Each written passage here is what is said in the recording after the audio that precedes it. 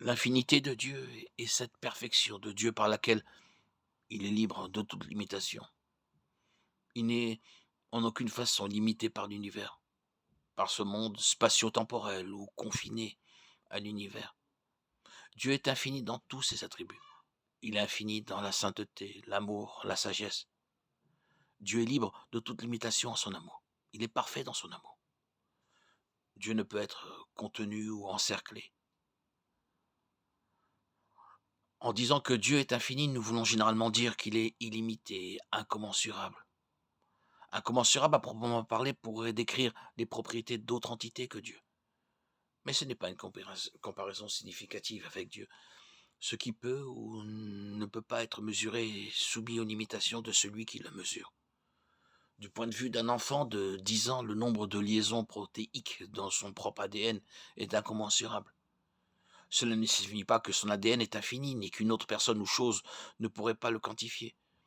Si l'on prend l'expression incommensurable pour logiquement impossible à mesurer, alors elle est synonyme d'infini. Mais même définie de cette façon, elle n'est pas très pertinente lorsqu'il s'agit de Dieu.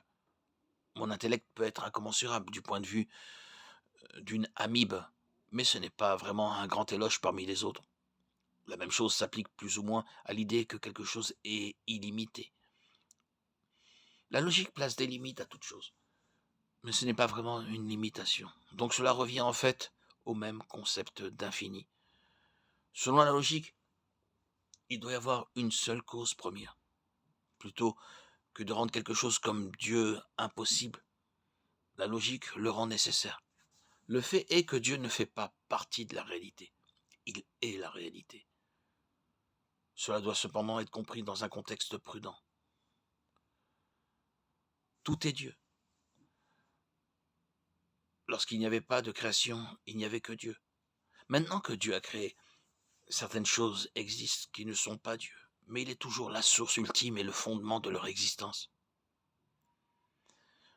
Un autre point utile est que l'infini, en ce qui concerne Dieu, n'est pas une propriété qu'un être peut avoir dans certains attributs, mais pas d'autres, dans d'autres.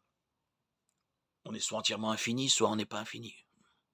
Considérez par exemple les attributs divins comme l'omnipotence, l'omniscience et l'omniprésence. Il n'est pas possible qu'un être soit omnipotent, à moins qu'il ne soit également omniscient. Comment peut-on avoir le pouvoir de tout faire si on ne sait pas aussi tout? Comment un être peut-il être omniscient et ne pas être omniprésent? Savoir tout ce qui se passe dans la réalité, mais ne pas savoir certaines choses dans cette même réalité.